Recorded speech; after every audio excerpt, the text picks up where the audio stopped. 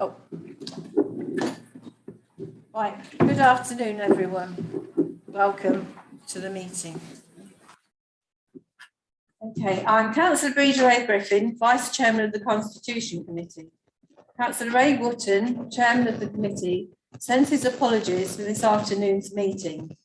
Councillor Wotton was admitted to hospital last week and is recovering at home. And I am sure all members would join me in wishing Councillor Wotton a swift recovery.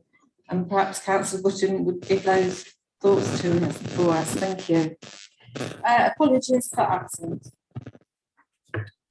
Apart from Councillor Ray Wotton, we have Councillor David Bellamy has sent his apologies and he will be substituted by Councillor Mark Whittington. Okay, thank you.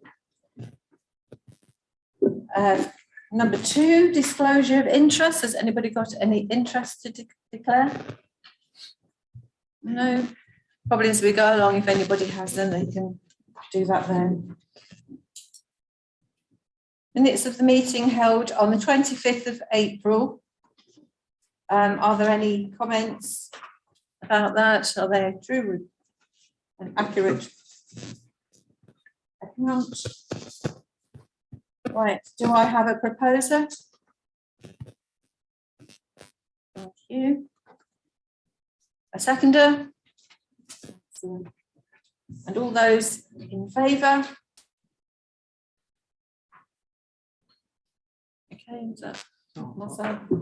That's everybody? Okay. I'm abstaining. Pardon? I'm abstaining. Yes, yes. And updates from previous meeting, there weren't any.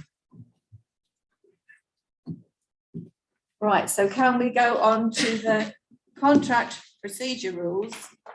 And I'll invite Mr. Richard Wiles, Chief Finance Officer, to present the report.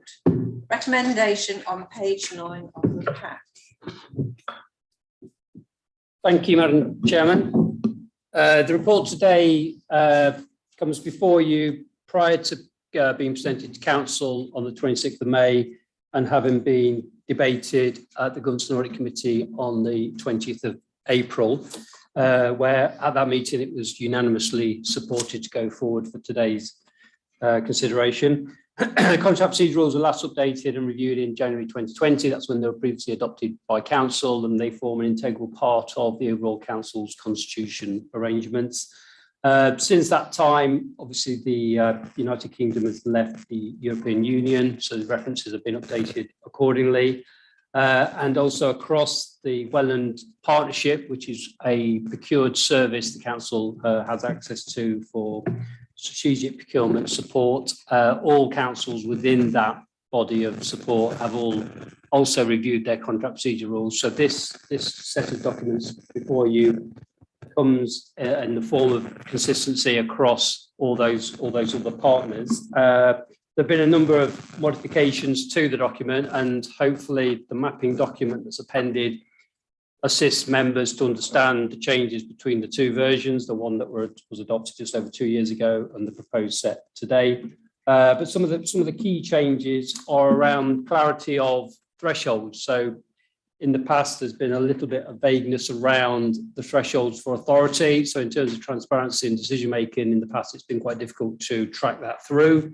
So whilst it's clear that Cabinet have decisions for 200,000 and above in terms of procurement spend around contract awards, below that threshold, it's been a little bit vague as to where that authority sits. So this document seeks to consolidate and clarify those responsible areas, and you'll see in the covering report at 1.3 further details of where that authority will sit, and it's primarily hierarchical. And just to remember that when we talk about procurement spend, we are talking about the life of the contract. So, for example, a 4-year contract of 50,000 would actually be a Cabinet decision because the overall contract value would be 200. So we do look at it in an aggregated way. So actually, when you think of it in those terms, there will still be a high majority of our procurement spend needing scrutiny by Cabinet prior to award, and that seems appropriate. So, but below that, to ensure the operational needs of the Council are served, we've introduced a series of lower bandings.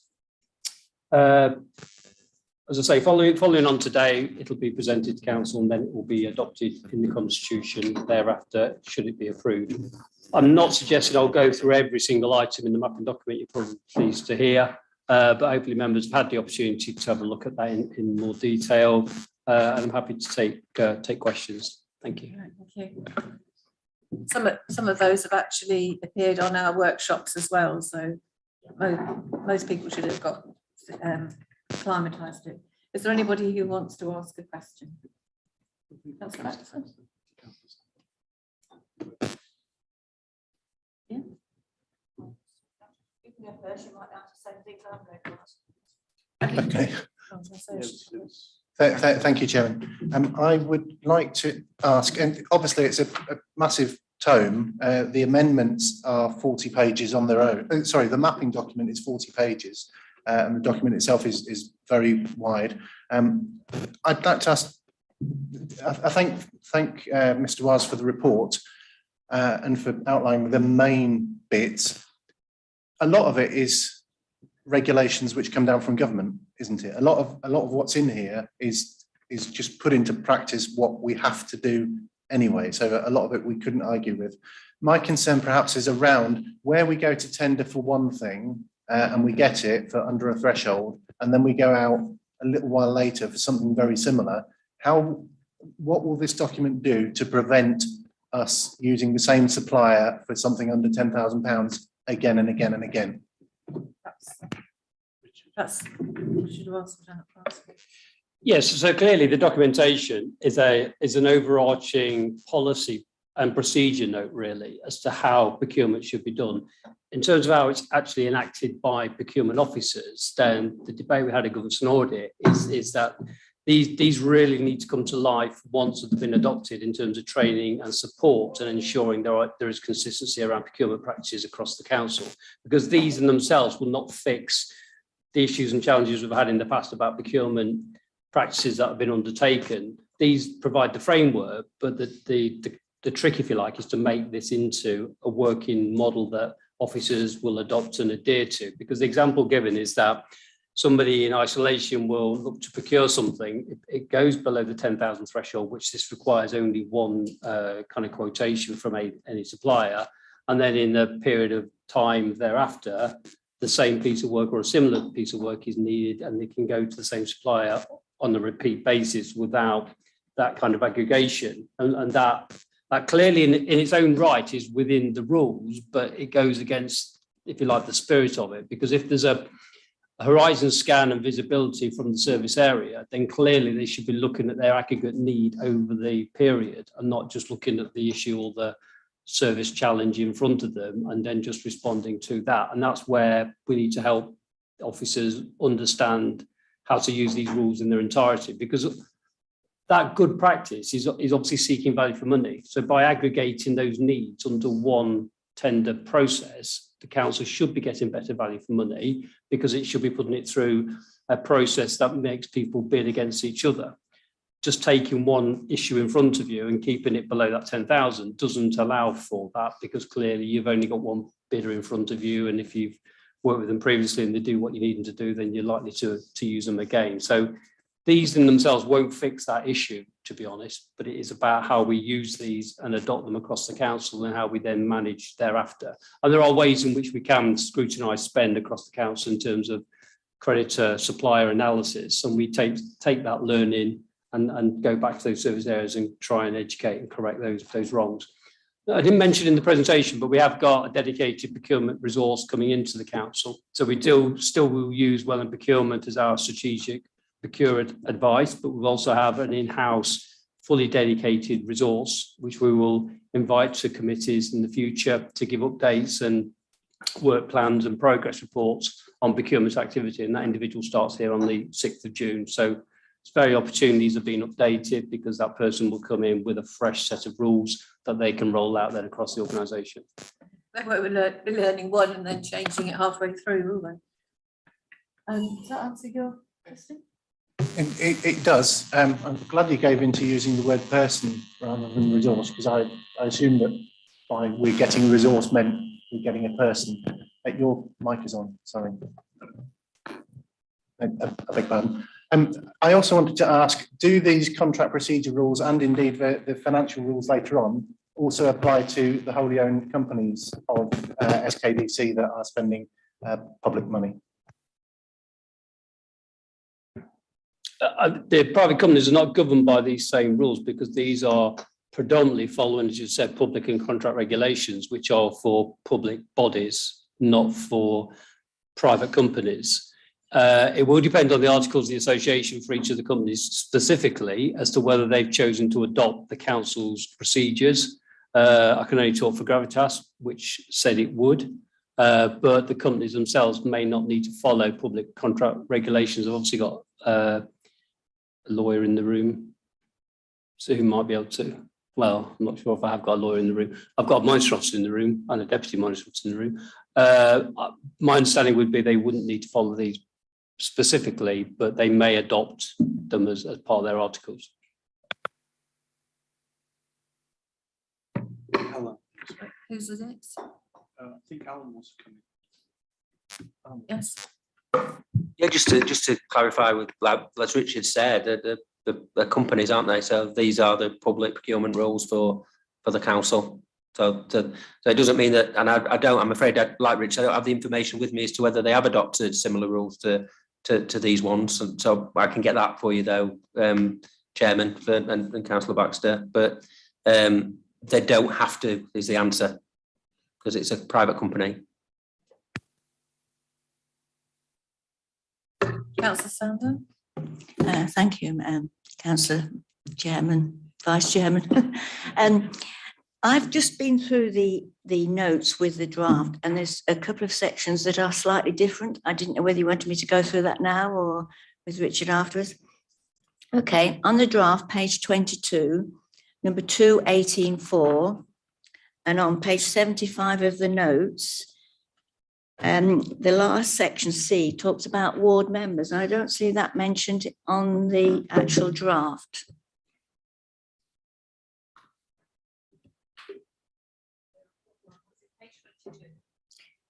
Page 22 on the draft, near the top, it's item 2.18.4. And on the notes, it's page 75, and it's at the very bottom, 2.18.4. And it's about the decision with the amount of 200,000, but it does say on item C, it could have impact of 2 or more wards in the borough and on communities living or working in these areas, but that isn't actually on the draft, and I didn't know whether it should be. If you'd like to answer. Yeah, so in on 22, which is the contract procedure rules themselves, that's just clarifying that over 200,000 is a key decision, which is within the remit of cabinet consideration. And then the mapping document on page 75 just gives members a little bit more detail of what the definition of the key decision is. So the key decision is where it would also affect 2 or more wards, but that definition doesn't need to sit in the contract procedure rules itself. It's just to help members just remind us all what a key decision definition is in terms of the thresholds. Does that answer your question? Thank you. I've got another one on page 29 of the draft, number 619, and it's page 81 of the notes. And there was something that was in blue, so it said it would be added, and I couldn't see that that was added. A person authorised by them in accordance with the delegation scheme. Oh yes, it says it quite clear there. Sorry, that's yes, it's in the first sentence, isn't it? Yeah. Yeah. Okay. And there's just one other one on page 41. When you're trying to read these and they're in 2 different sections, it wasn't easy tying them up, I must admit. And page 94 on your notes, 1013, there was some discrepancy with that. You've 1012, but 1013 isn't the same. It's 1012 there. I think they're just slightly different numbered. Can you see it goes from the on the notes, it goes 1012, 1013, 1012. It is all there, just numbered slightly differently. In fact, there are 3 10-12s, aren't there? So that's okay. Okay, thank you. Thanks for that. We'll try.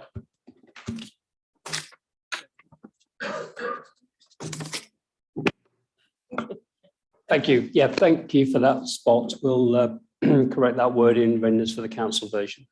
Thank you. Is there anybody else who'd like to ask any questions? No? Go to the no.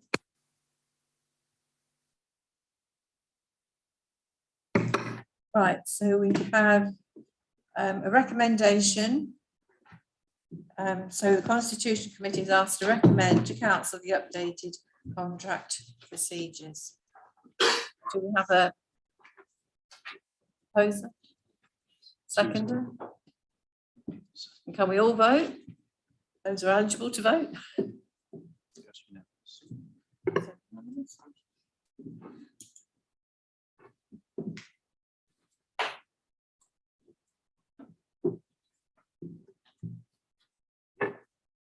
Right, so if we now go on to financial regulations. Can I ask Richard to go with that one?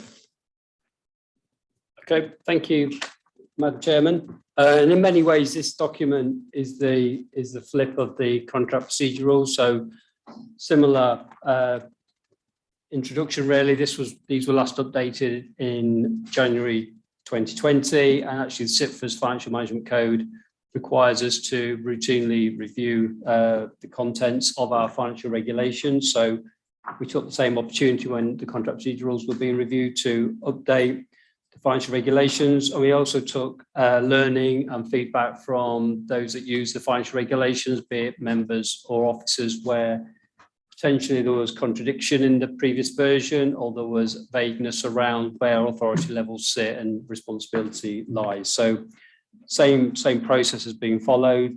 Again, this was presented at Governance and Audit Committee on 20th of April and was unanimously recommended for today's discussion. And then we'll go on to Council on 26th of May, and thereafter will form another part of the constitutional review.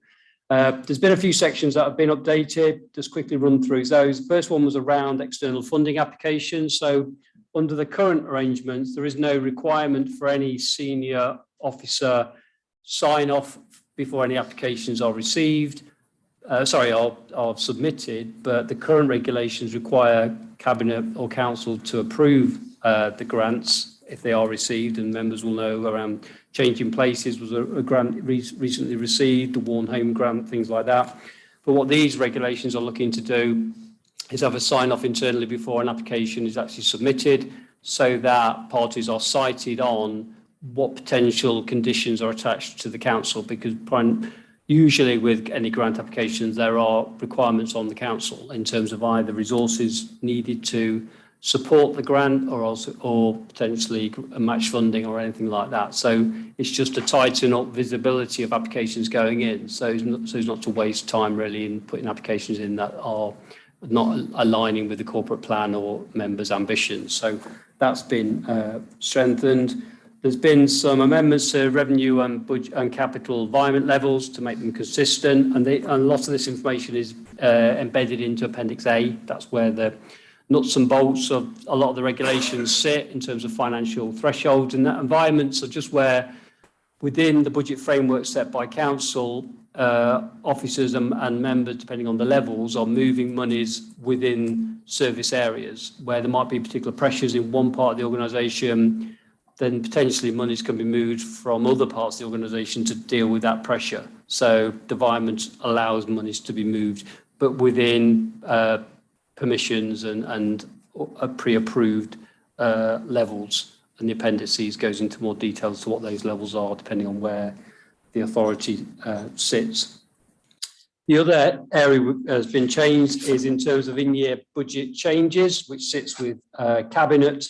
And this is where during the course of the year, there may be a need to have further expenditure, or there may be a need to introduce further budgets into the framework. Now, clearly from a cost benefit position, it's not always appropriate to go to council each time. So what the regulations are seeking is an in-house level of which Cabinet can make changes to the budget, and they're actually on page 172 of the document. They did already exist, and what this recommendation is that they get tightened up. So it's 150,000 per additional item up to an overall cumulative figure of 600. And if it's exceeded that figure, then it will still go to council. So any significant changes to budget, be it capital or revenue, over those levels, then council will get involved. But anything below those levels will be sitting at cabinet level for approval. Another change has been around discretionary reserves. Council has a number of discretionary reserves which have been set up to deal with pressures and particular issues that might arise during the year. So a good example being the fuel challenges we've got currently down at the depot. There is a specific reserve set up to support the street scene area in terms of volatility around fuel prices or material prices, things of that nature. So there is a reserve set up, and the financial regulations is seeking a more efficient way in which to access that reserve. And again, that's set out in 173. So it's either at officer level or over another threshold level. It's a cabinet member sign off over 100,000 per individual item. And again, that's just to introduce some efficiency. Those accesses to funds have still got to be within the reserve policy. So we can't stray outside of that to access money. It's still got to be within those strict lines, but it just enables monies to be identified in a more efficient way. Other than that, there's been no material changes to the regulations. And again, as I say, it's a mapping document, but it isn't as onerous as the contract procedure rules. It's barely a page. So hopefully that reassures members that it's a little bit more easier to access to track what's changed between the two. But thank you. I'll pause there and invite questions. Thank you. Do you have any questions? Councillor Baxter?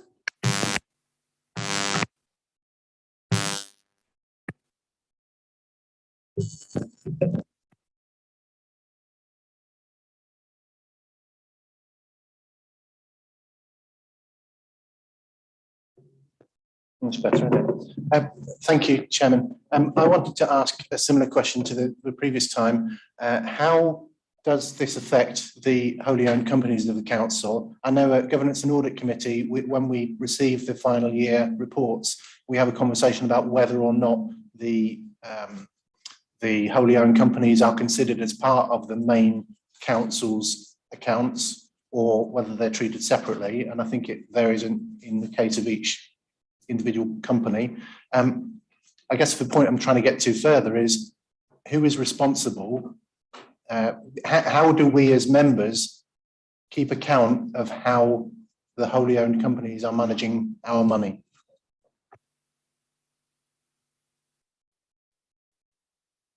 Okay, I mean, to some extent, the question is outside the remit of the Constitution Committee, because clearly what we're presenting to yourself is the governance document for the council. This document is primarily and solely around the council and how it governs its financial arrangements.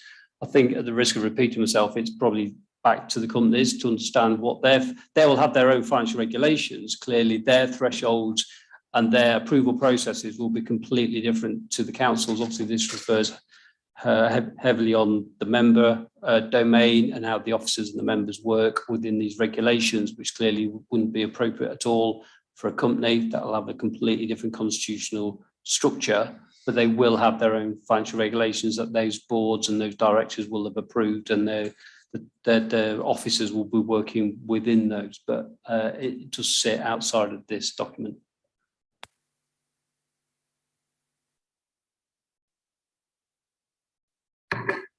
So we think that's the Companies Committee that will be doing that. But the question probably is better placed within that committee, yes.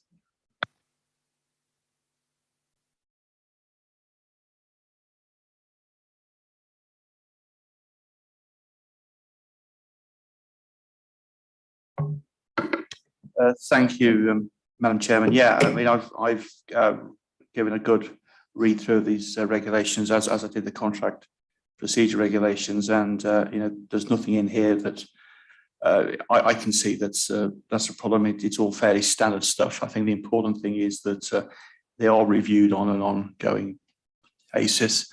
And I think it's always been a sort of accepted that going forward, the wider constitution is going to be reviewed on a regular basis, and going forward, both the financial regulation and the contract procedure rules will be similarly reviewed on a regular basis, because sometimes things do change and best practice changes. So it has to both have to be living documents, and obviously can be impacted on by external requirements. So thanks, Madam Chairman.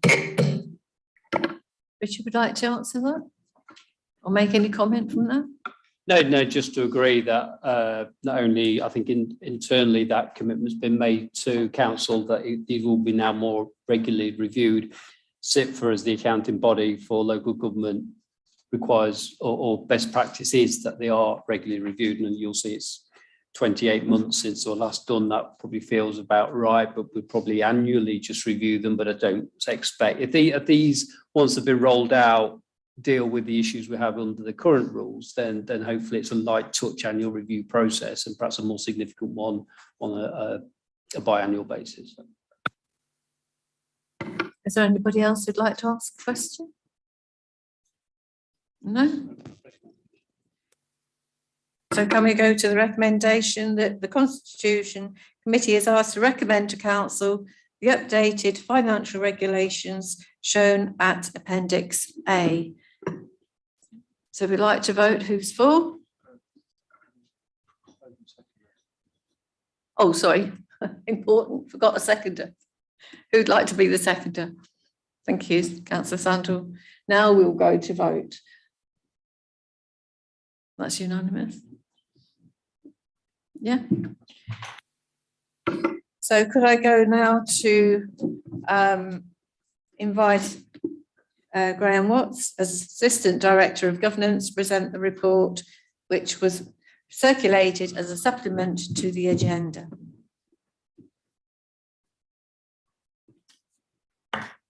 Madam Chairman. Oh, sorry. Slight change of plan. I'm going to start and Graham's going to do all the hard work. So thank you, Madam Chairman. Good afternoon all. Back in September 21, it was agreed at full council to review the Constitution.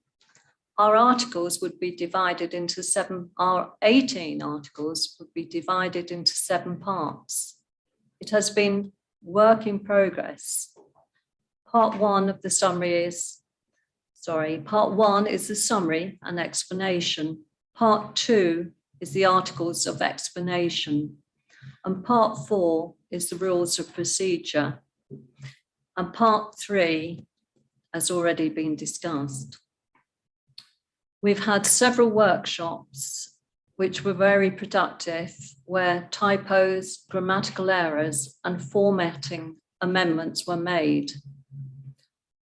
I believe everyone worked really hard at this, and it has been quite productive. And I thank other members who've actually contacted our officer with other typos and things that they've picked up. And I thank our officer for replying to those emails. There's a lot of content to read in these papers. Sorry, put my teeth in. I've been to the dentist today. There is a lot of content to read in these papers, and I hope the mapping system has helped. Yellow equals additions, blue equals amendments, red is a deletion, and green is is included with no change. I hope you can look favourably at the recommendations here today, and I will hand over to our officer, Graham Watts, who is going to go through what's been collated from our workshops, etc., and he is going to give you the presentation. Thank you, Madam Chairman. Thank you. If you'd like to speak. Thank you. So yeah, this hopefully, depending on the outcome of today, will be the final report to this committee as part of the comprehensive constitution review. Just building on what Councillor Wilson said, I mean, I've personally found that the workshops and the engagement from members to be really, really helpful and constructive as part of the process. the mapping and working documents, I hope you found useful, which are a way to try and be as open and transparent as possible so that you can see what changes have been made and, importantly, the reason for the changes. And that's been a consistent theme throughout the whole of this review. Parts 1 and 2 of the Constitution were presented to the committee at the last meeting, and all of the working documents associated with them. But the committee, I think, agreed at the time that it didn't feel like it could really consider them in isolation outside of the procedure rules. So they're brought back again today for you. They're a clean version, so the working documents aren't attached. But again, they're presented to you for comment or consideration. At the workshops, there were no significant comments made on the content of those 2 parts. But again, if there are any questions, I'll be happy to address them. Part 4 represents quite a significant part of the Constitution, and this has been probably the most challenging aspect, really. It's the different procedure rules that apply to all of our committees, full council, cabinet, overview and scrutiny. And in our current Constitution, the rules of procedure are kind of quite dotted around quite a lot in our current document, and that makes it quite hard to follow and interpret. And so the whole point of this review is to try and make the Constitution as easy to follow as possible, and that's what I've attempted to do in relation to these rules of procedure.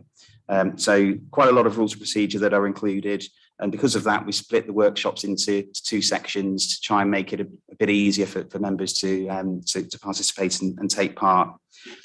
During the workshops, which again were really quite well attended, I've had lots of engagement, not just in the workshops, but over email and in conversation as well. But one of the key things within the procedure rules, I think, first of all, the principle is to reduce the duplication that's currently in the Constitution. So we've got council procedure rules that effectively, the vast majority of them also apply to our committees. We have access to information procedure rules, which set out how and when our agendas will be published, the content of the forward plan for cabinet. That's all in one place. So again, we don't need to keep duplicating ourselves for each committee. Where we've got specific procedure rules for cabinet or for overview and scrutiny, they are just focusing on the kind of individual elements relating to that particular body. So again, trying to cut down the duplication, because that's where some of the problems are in relation to contradictions in the document, where some parts are updated and others aren't, and it leads us into a bit of a dangerous position where it's difficult to navigate and interpret the different procedure rules. So the whole emphasis is the whole remit for this has been to try and make things easy to follow and simple. So that's what we've sought to do.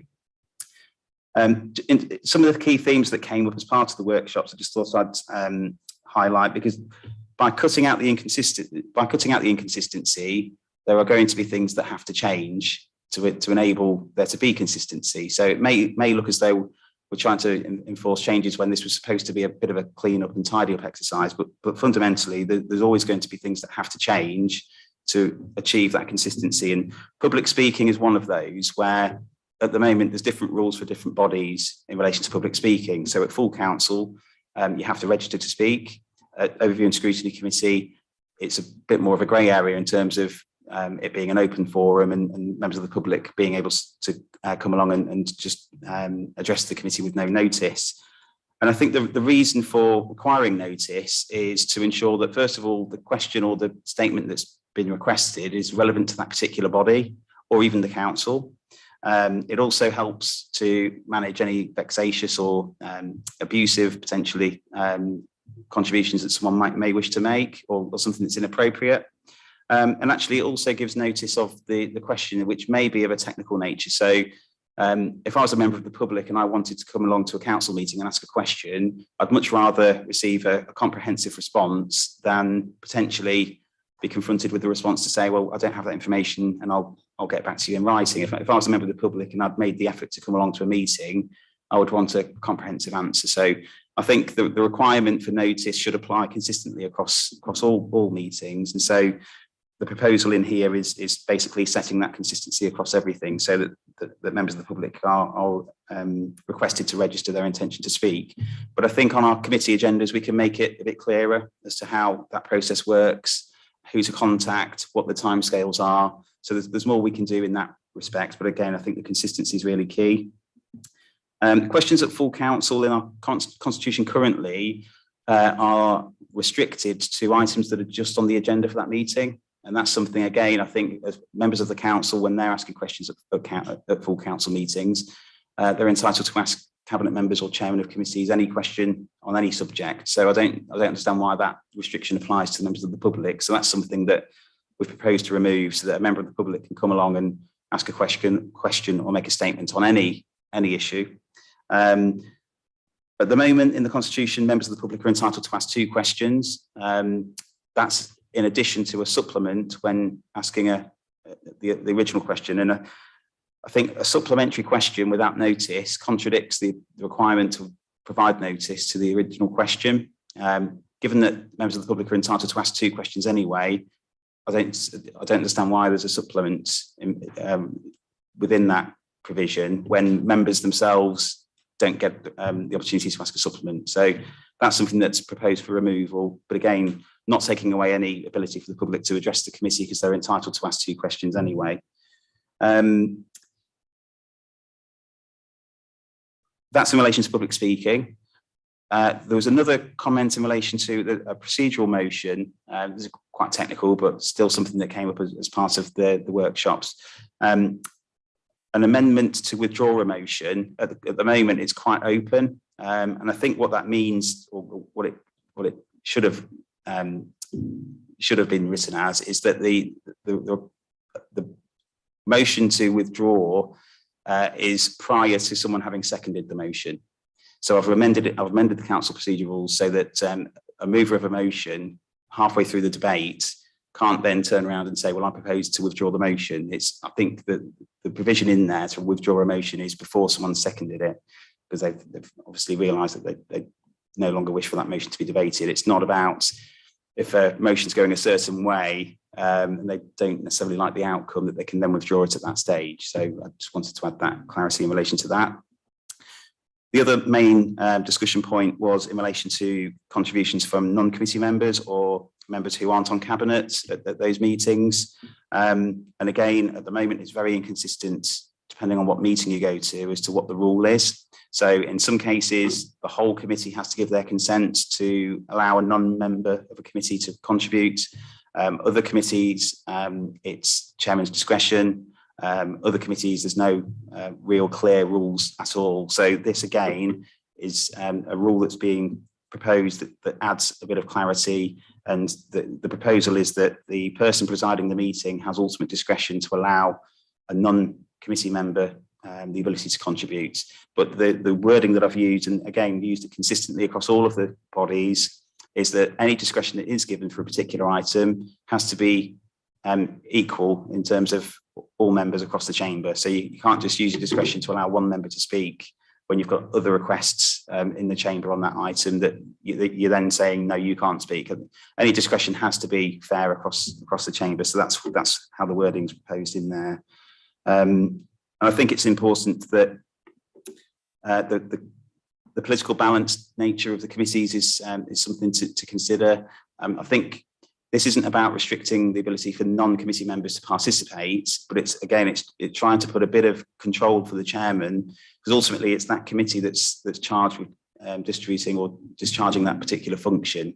So it gives the chairman the ability to manage that meeting how they see fit in terms of that committee undertaking its business. So that's, again, trying to provide consistency and trying to provide some clarity for the chairman and for members attending the meeting as well. Planning documents, the planning procedure rules. This is not anything in relation to the planning protocol that was considered at the last meeting.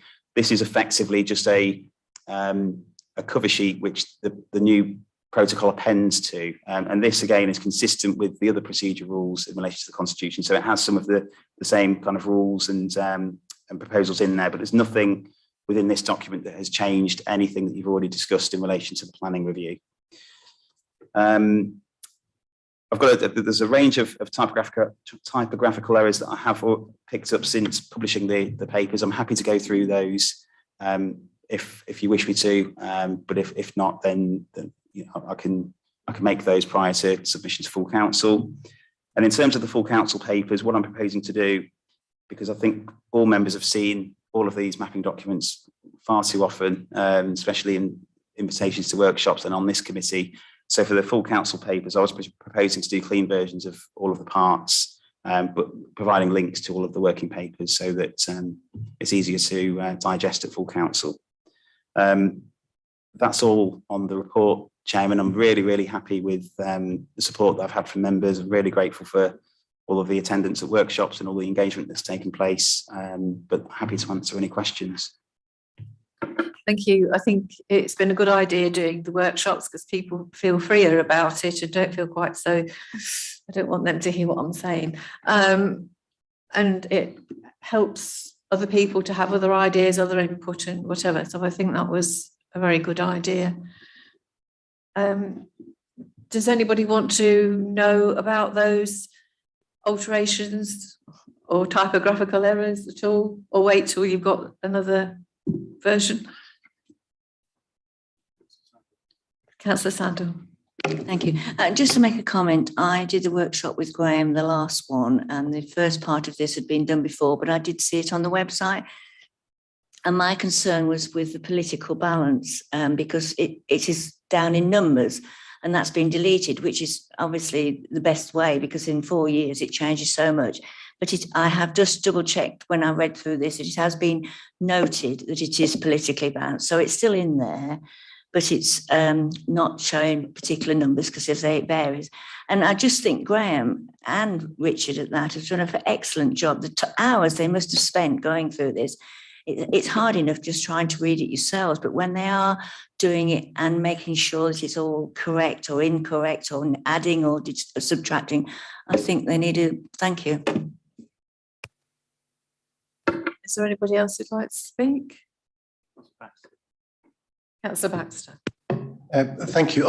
On your question, Chair, actually, before I say anything else, I wholeheartedly agree with Councillor Sandel that the amount of work that's gone into this is phenomenal, and I think I've said in emails that it is tedious and time consuming, but it's a thankless task that it's got to be done. And I think we've made more progress over the last 3 months with this than we have over the last 3 years, probably a lot longer. So great, the progress we've made is great. Your question, though, Chairman, was did we want to see the changes and a clean copy and so on? Certainly before full council, I would like to see the full final document, because I've got paperwork all over the place with this. It's difficult to remember which version is which. And on top of that, we haven't yet seen an index. I ploughed through what I thought was part 4, looking for a particular bit, and this was before the workshops, and found that the part of part 4 that I was looking for hadn't actually been published yet. And I don't think, I wasn't able to get to the workshops, but I don't think that the new part of part 4 was even published by the workshops. I don't know if it was discussed at the workshops, but that leads me into my next bit. So yes, please, I would like a clean copy well before the full council, and with proper navigation in terms of index or table of contents or what have you. Public participation is part of part 4. We've got within part 4 procedure rules which apply to some, but not all. Some of the rules apply to some of the committees. And then on top of that, we've got procedure rules for cabinet, procedure rules for each of the committees, and procedure rules for overview scrutiny committees.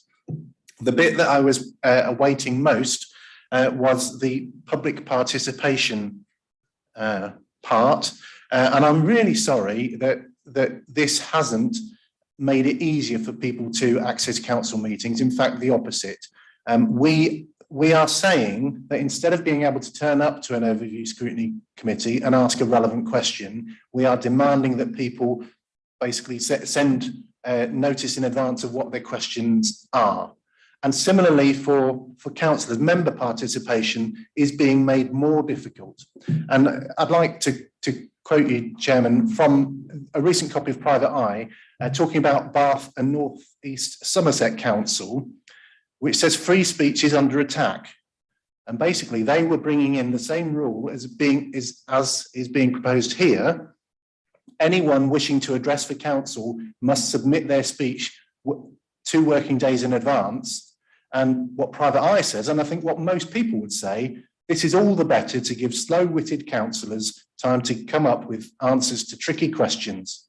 And I think that denying people the opportunity to turn up easily without having to check the diary and without, because anyone that turns up to our meetings has to come during the ordinary working day, which immediately puts off loads of people. Anyone that is coming from the Deepings or Bourne or Stamford is having to get here, which is a challenge in itself. I challenge anyone to be able to get here from Deeping without a car in a way that isn't going to take them most of the day. And on top of that, to say that we're going to deny people a follow-up question at full council, when some politicians of all colour, with the first question will evade the answer, I think it's only right that people get a chance to follow up and actually hold these people to account. So on top of that, we've also got a scrutiny review that's been kept under wraps since August last year. We've had, I think, members' workshops, and within the members' workshops, we've had nothing come into the public domain. So a lot of what I want to criticise about this constitution relates to the content of the secret scrutiny review, which I understand is going to come out sometime in the next few months. This isn't the right way around to do it. I do wonder if we're moving with this too fast, but my principal concerns are about the lack of access for public, the fact that they have to write everything down beforehand to all the better to give slow-witted councillors time to come up with the answers to tricky questions, and then member participation as well. The proposed changes to the rules of cabinet means that the chair of cabinet, the leader, can basically pick and choose which items he wants to have questions on. As a backbencher, as a backbench Conservative or a backbench Independent or anyone else, the current constitution allows me to come and ask questions of the cabinet and therefore to hold them to account. The new constitution says that will be at the discretion of the leader. So if there is a particular issue that he knows is a particular embarrassment, he will be able to shut that down. Therefore, I don't support the contents of this constitution. I welcome all the stuff that has been accepted by Mr. Watts, but these basic principles of denying people democracy, I'm not going to vote for. Thank you. Pardon? Right, Graham, would you like to reply? Yeah, I mean, in relation to the main aspect, I mean, that's probably a political discussion as opposed to something that I'm able to respond to. You know, again, it's trying to provide consistency across the board in terms of the proposals that worked as part of this review. So that's what essentially I've been trying to do. It's certainly not to restrict involvement from the public or from councillors of the authority. So just wanted to make that point really. In terms of the index was something that I was going to populate once the council has approved the different parts of the constitution. I think that for me, it was the content of the different rules of procedure and all of the different parts of the constitution that I was hoping to get approved. And then things like page numbering and formatting can all take into account after the actual content has been approved. Is there anybody else who wishes to speak? Councillor Wood? Councillor Ballard? Thank you, Chair. There's a little bit of me that has some sympathy with what Councillor Baxter's saying, because obviously the more transparent we can be and the more access anyone can have to the workings of the council, and making simple the way that we as councillors can affect what's happening. I have total utter sympathy with what he's saying over those matters, but also, and again, I'd like to add my voices to my colleagues about what a monumental piece of work this is. And in many ways, I think I'm reaching the point where when you start discussing the smaller minutiae, and I know through the workshops this has been done, but as always, there will be points at which people will have different and alternative views. Again, public speaking, my own view is, having been chair of Bourne Town Council on a number of occasions, is the encouragement of making it happen, but also the need to get business done and to make that business, which is the core business of the council, effective, immediate and workable.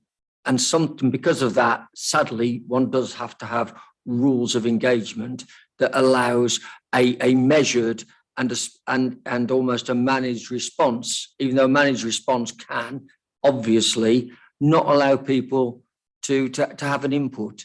So I think where I'm at with it all is I will vote for this, but I also think that any of those smaller details can and will be brought up at council, because I really don't, sitting here as I am, really have enough conviction to say I don't want to vote for this, because I do want to vote for it.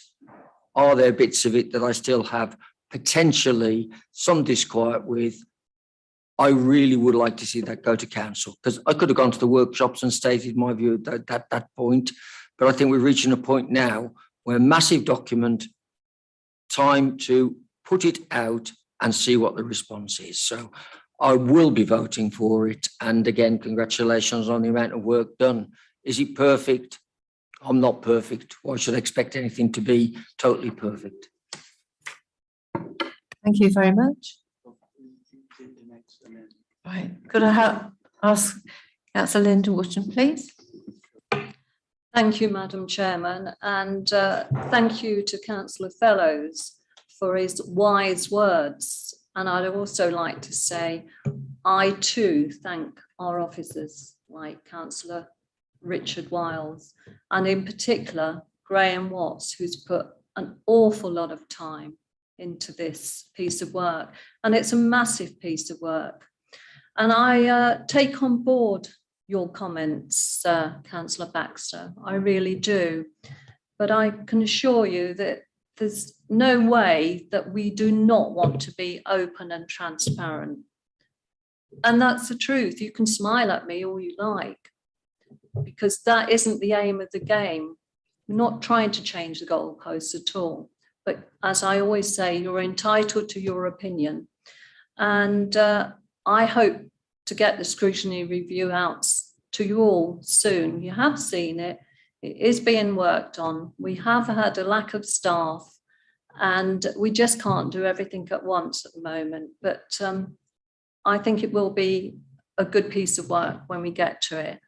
Thank you, Madam Chairman.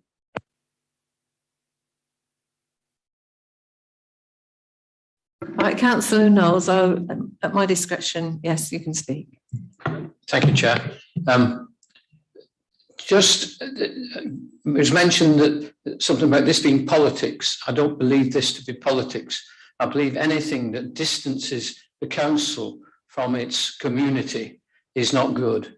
And if you are a member of that community who doesn't know the ways and means of the council's workings and so on and so forth, it's going to be very, very more difficult, not very, very difficult, but more difficult than ever was to get to express those views. People should have a right and an opportunity at as often as possible to express their views and not have to work their way through a difficulty in the constitution and able to do that. If people feel that they wish to attend a council meeting or any meeting for which they are allowed to attend and say their piece, they should be allowed to do so. It's not a matter of politics, a matter of democracy. And democracy, we are, whether we want to or not, or whether it's an idea that's at the base of this or not, we are withdrawing the council away from its constituents. And anything that does that is aggression. And there may be, as Paul Fellows says, and as other people have said, there may be the necessity of working to timetables and working to rules and procedures and so on. But nothing should stop people from our constituents coming to this council and expressing opinion.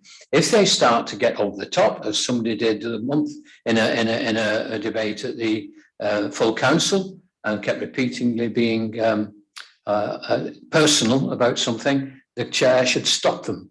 And that's the way to stop, to manage the meeting, is for the chair to take those powers and use them as they are able to do so. But let's repeal this little bit, and this bit that stops people talking to the council directly. It is a right, it is a democratic right, and we shouldn't withdraw it. Thank you.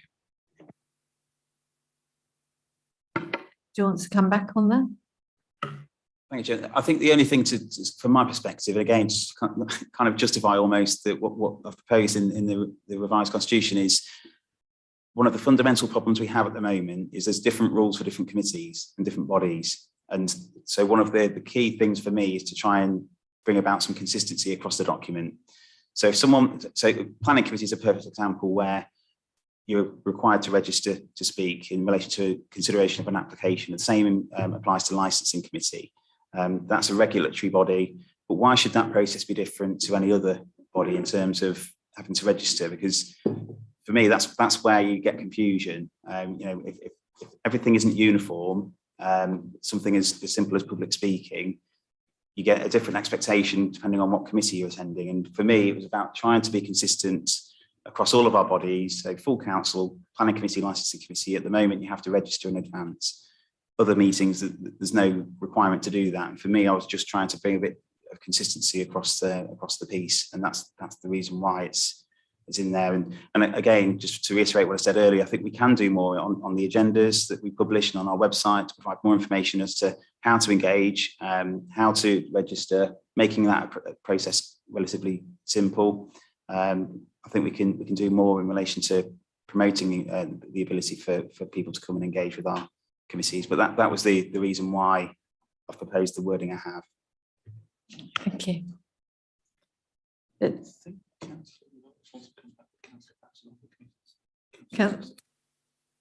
Just turn yourself off. Councillor Baxter. Thank you. I hear what is being said, but the new rules are not consistent. In fact, the requirement for people to give 3 days notice of coming to an overview scrutiny committee means it's more difficult to ask a question at an overview scrutiny committee that doesn't have any power to make an actual decision.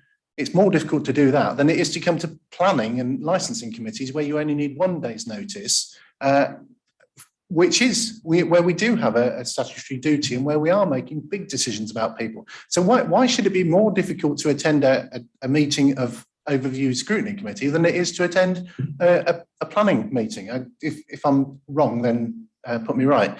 But also coming back on Councillor Wotton's point about we do want to be openness and transparent about everything we do. Well, the reason I'm smiling is because clearly we don't. If we wanted to be open and transparent, we would have months ago published the report into scrutiny. We would have months ago published the review of scrutiny.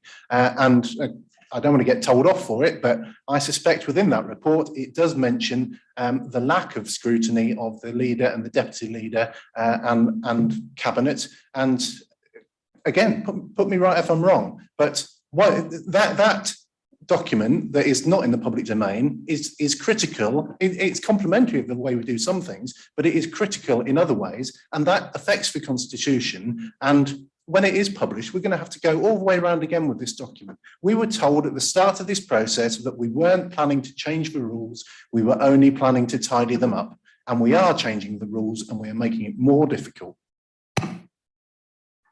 Thank you. Councillor Knowles. Yes, thank you, Chair. You said that there was a difference with licensing and planning. They are pseudo-judicial situations with very, very specific items on the agenda. Item about a specific planning arrangement or item about a licensing thing.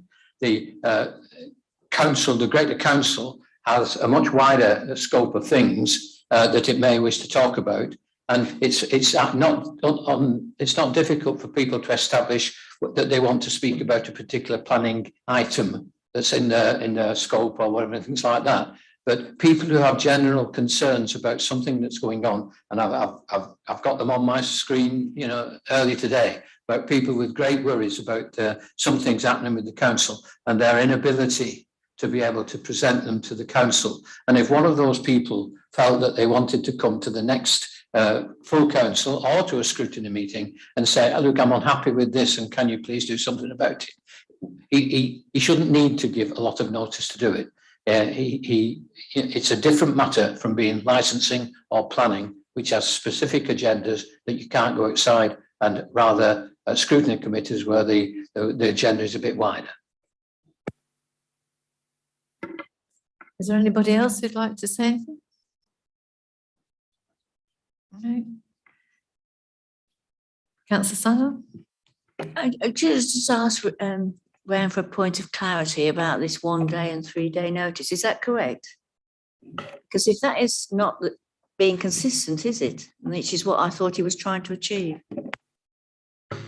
So the rules in relation to planning, it is 24 hours notice. But again, I think, again, you're right, it's about a particular application. So with planning, additional information is published after the agenda has been published, and that may require someone to think, well, actually, I'd like to object or speak in favour of an application. So it gives a bit more flexibility in relation to planning committee.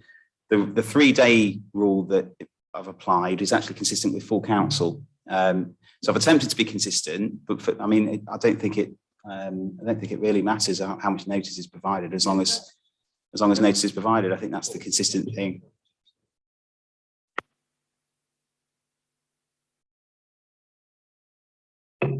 Well, yeah, yes, it really does matter, because under the system, a chair or chairman can call a meeting which isn't on the calendar of events, and should the member of the public happen to notice that publication of the agenda, which I think is 5 days before, they then have only 48 hours to register to look at the agenda and register their wish to speak. Under the current system, they have the whole 5 days to think about how they want to participate. And it's just not helpful to make it more difficult to participate in the council process. It's needless. It's a solution in search of a problem. It's not as if we've got packed. I think we very rarely have lots of people turning up for any of these meetings.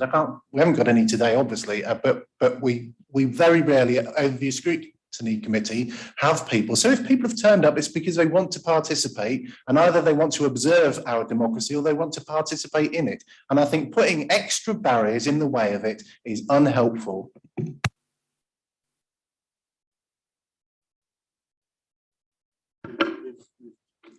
Do you want to come back at all? No, I mean, in terms of, I've given the explanation as to what we've proposed. I mean, that, ultimately this committee makes a recommendation to full council. It'll be full council that makes the final decision. If this committee wanted to make an amendment or consider an amendment to the procedure rules that are before the committee, then that's something that you can decide to do, and ultimately the recommendation to full council on the 26th of May. Right, okay.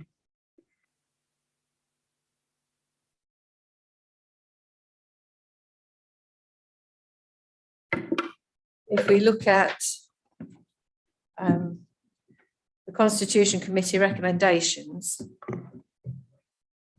and if perhaps we take a couple of those at the moment and we go from there. So if we vote on,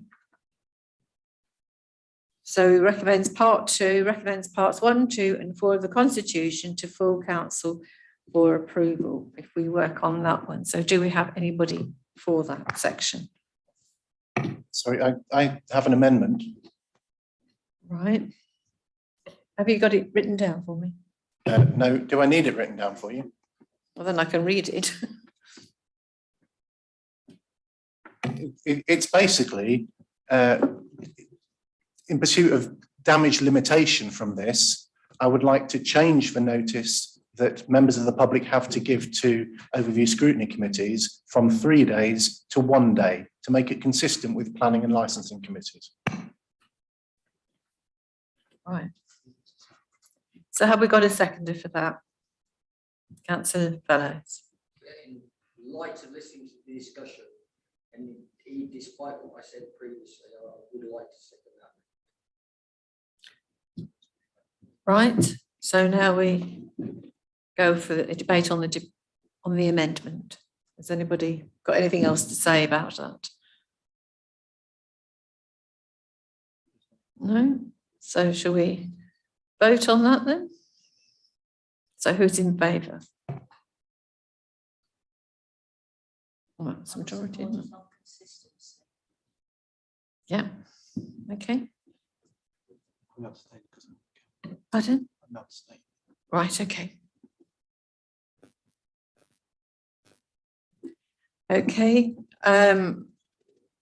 so we go to so now we go on, sorry. Oh, sorry. Thank you, Chairman. I have a second and separate amendment, which is to remove, what we're doing in this is changing the way that the chairs chair the meeting to prevent members of the council asking questions at cabinet and at overview scrutiny committees if they're not on that committee. So members such as Councillor Knowles today, members who attend a cabinet or overview scrutiny committee currently, certainly at cabinet, can ask questions on any agenda item. The new constitution says that it will only be at the discretion of the chair. I don't think the chairman should have that much power. So I would like to refute or push back on that particular part of the constitution.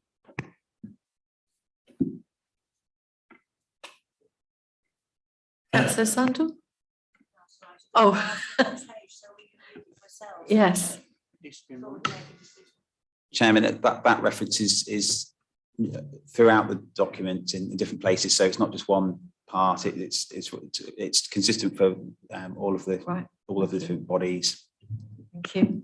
And do you have a copy of what your amendment, please? That because it affects different parts of the constitution all the way along, that would be quite difficult to put on paper. But I have I've shared my views with the committee and with Mr. Watts before the meeting to say that the chair shouldn't have that amount of power. Without wanting to labour it, I've been to committees and it's very rare that the chairman doesn't allow members of other members of the council to participate in the same way as you have allowed Councillor Knowles to contribute today. But there have been times recently when it has been inconsistent. And I welcome the reference to the consistency, which is most welcome, because at the moment, the chair has discretion to allow one person to speak and to disallow another person to speak. So I welcome the consistency, but at the same time, it should be, the constitution should be in favour of members from outside of the committee participating rather than limiting them and giving the chairman the power to veto whatever they're said. That's not what we're elected for. We're not elected to be told that we can't speak in meetings.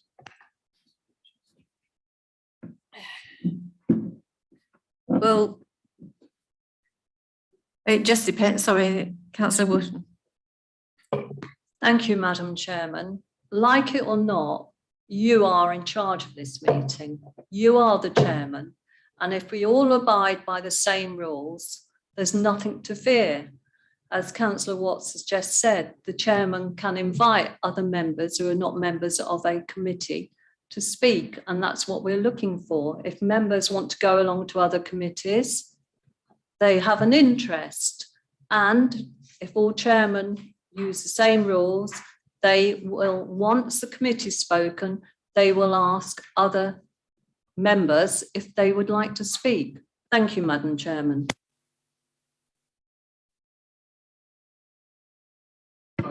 Do we have a? Can I just finish a procedure? Could I have a seconder for what has just been said, please, by Councillor Wooten? I'm Councillor Baxter, sorry. Do we have a seconder? No. So that's fallen, yes? Okay, so can we go back then to what we've got as recommendations at the bottom of page 3 in our agenda item 7. And sorry, and at the top of the page, sorry. If I do the ones at the bottom first and then I'll go from there. So can we start with part 1, notes, progress to date in respect of the comprehensive review of the council's constitution. And who's for? Who goes along with that? Yeah. So we've got, right, for everybody. Okay. Chairman, Recommends sorry. parts. Sorry. So it might be worth, unless there's any specific debate, it might be worth just proposing and seconding the whole chunk. Do you want me to explain the recommendations just for clarity to? Yes. Yeah. So yeah, parts 1, 2 and 4 under recommendation 2. Part 4 has been amended obviously to incorporate a reduction in the 3 days to 1 day for overview and scrutiny committees in terms of registering to speak. Everything else is as per the paperwork in terms of recommendation to full council. Recommendation 3 relates to part 5, which includes elements of the current constitution which are not being proposed to change. So they will just fall into the new format of the revised constitution. Recommendation 4 relates to the members' allowances scheme. That's going to be a separate item on the agenda for full council following a review undertaken by the independent remuneration panel. So that will feature as part 6. And the final part of the constitution will be the council's management structure, which has just been undertaken. A review, sorry, has just been undertaken by the chief executive. So that will feature as part 7. So that's just an overview of the recommendations, Chairman. So at the moment, we're just looking at parts 1, 2 and 4 of the constitution to full council for approval. I think we're voting on them all, but we've amended 2. Okay, I was going to. Sorry. We've amended 2. All right, so we've amended 2, and could we read that amendment out then? So we know what we're doing. What was your... So Chairman, I think what I was suggesting is that unless there's any further discussion on any of the recommendations, that it would be you propose and second all of the recommendations in the report altogether and vote on them all together, bearing in mind the amendment that's been carried in relation to overview and scrutiny committee and the public speaking element. Yeah. Yes, Councillor. Chair, personally, I'd prefer to have a vote on item 2 and then on 3, 4 and 5 together. It's only item recommendation 2 that I'm against. I have no problem with 3, 4, 5. So how do the rest of the group feel? So about doing a separate vote for item 2. As amended. Yes, sorry, I forgot to have that bit. So shall we go for that vote then? Item 2 and as amended. Sorry, Madam Chairman, I was just going to ask you a question. As it says 3, 4 and 5, we're recommending something, but we haven't got it and we haven't seen it, are we in a position to recommend it anyway without seeing it first? What do we think? Pardon?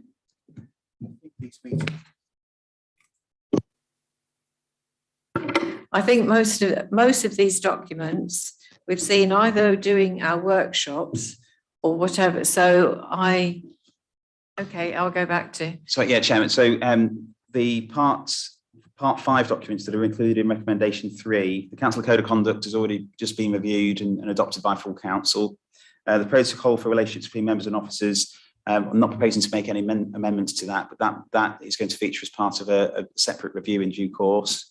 The Code of Conduct for council staff is not proposed. We're not proposing to make any amendments to that.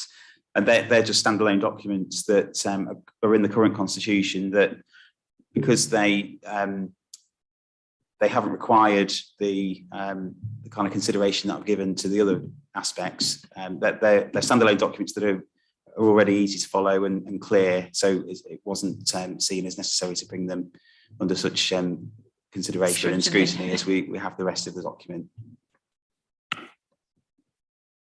So are we going back to doing them separately? So item 2 with the recommendation, but we haven't seen that yet. Are we for that? Item 2 recommends parts 1, 2 and 4 of the Constitution to full council for approval. As amended. Have we got a proposer? Thank you. A seconder? Thank you. Can we take a vote then? Yeah. Okay, thank you. Pardon? Those against. Any against? Yes, and I'd like my vote against recorded, please. Okay. Can we do section 3 with 4 and 5?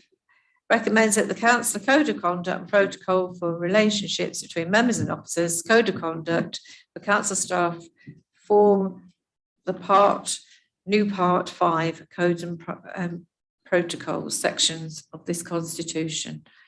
So do we have a proposer? A seconder? I haven't got 4 and 5. Oh, right, okay. And all together in one thing? Yeah. All right, okay then. And so plus recommends that the members' allowances scheme forms a new part 6 section of the new constitution. And number 5 recommends that the council's management structure following the chief executive's review of a corporate management team and senior leadership team forms the new part 7 management structure section of the new constitution. Do we have a proposer? Seconder? I'll second it. And now we go vote.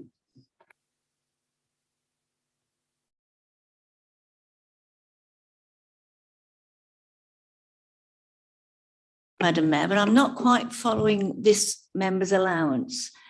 I understand from Graham, they are going to change it. So how can we recommend it to the council if it's going to be changed? We should be not including it, surely. So the current members' allowances scheme is in the constitution. It's in an area that it shouldn't actually be in that particular area. So the new format of the constitution is separating it so that it's its own document and in its own parts. So what I'm proposing is that the members' allowances scheme forms part 6 of the new constitution. Now, depending on what happens at full council, that the current scheme has been reviewed by the independent remuneration panel, but full council might decide to keep the members' allowances scheme as it is. Whatever the full council agrees on the 26th of May, the recommendation is that whatever the scheme is, it forms part 6 of the new constitution. So we're not making any changes to the scheme today. We're just recommending that whatever the scheme looks like following council on the 26th of May, it forms part 6 of the new constitution. Yeah. Okay.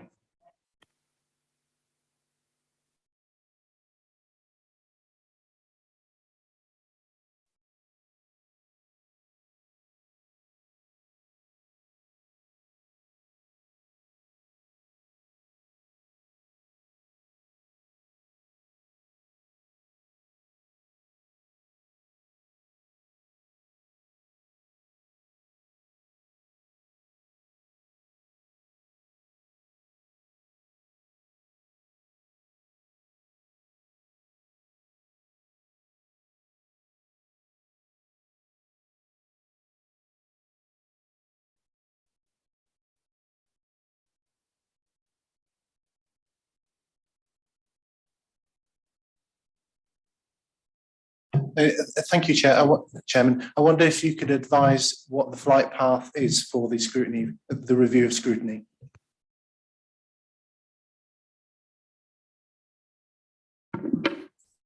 About how long or when do you mean?